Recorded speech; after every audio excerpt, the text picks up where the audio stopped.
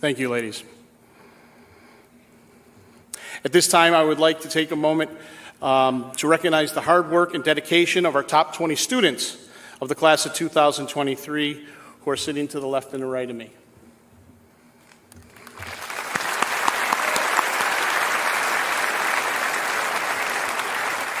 Students are sitting in alphabetical order and are valedictorian and salutatorian, who I'm now pleased to introduce. I call to the podium Ryan Saab to give our salutatorian address.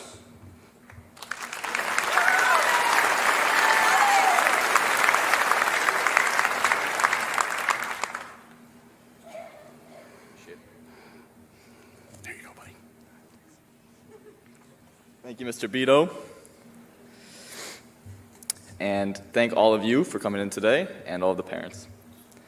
I'm Ryan Saab, and I'm honored to be giving this speech today as I've been voted the best video gamer, also being the salutatorian.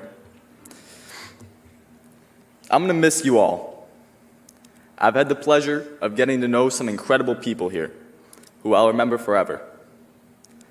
I'll never forget Arya's 3-hour-long English presentations, and I'm always going to cherish Xavier taking me on a deep dive into his family's French heritage. I'm going to miss Mrs. McCoy's room. That was the spot. There were always at least 20 kids in there, regardless of the time of day.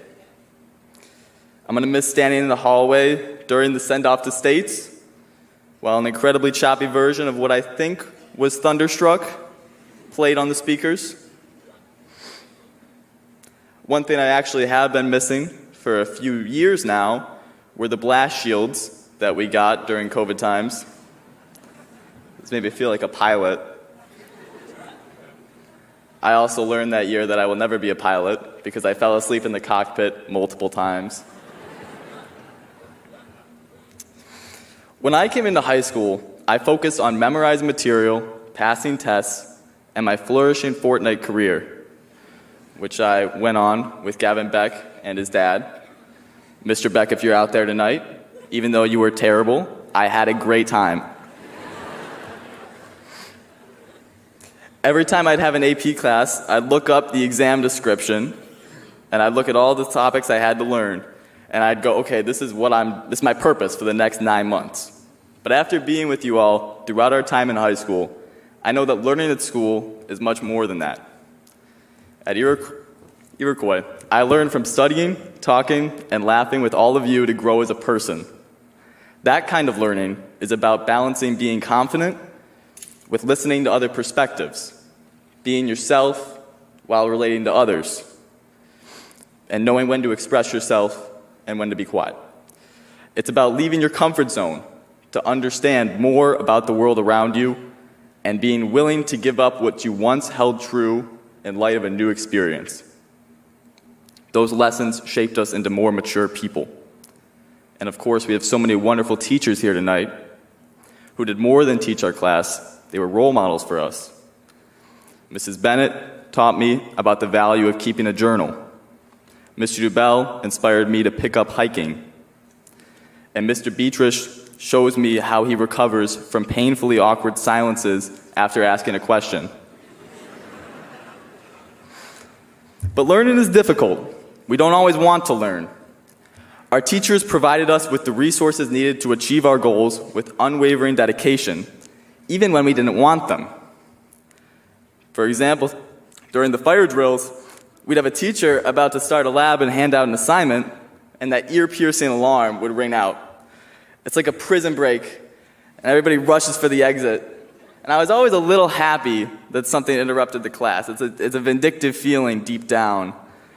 So I want to thank my teachers for their incredible contributions to my life and spoon-feeding me the course content that I wasn't excited to learn. And in that way, the diploma we'll receive tonight is not a final result of our education, but instead a symbol of how much we've grown, both socially and as a student, in the last 4 years. I would do anything not to be 14 again. The diploma is a testament to how all the conversations and jokes we've made culminated in real personal growth. I think I'm supposed to give advice here, but We're all the same age. And there are students here who have conquered challenges and persevered through personal circumstances far more difficult than I have, who would give a better speech than I today. And to those students, I commend you, and I have an incredible respect for your strength. But I will leave you with this. I don't think success is a destination.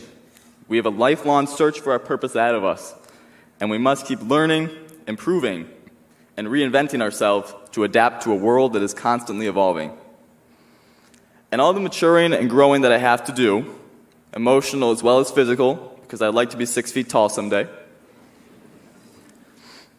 making that journey is what success looks like to me. That's all I have. Thank you very much.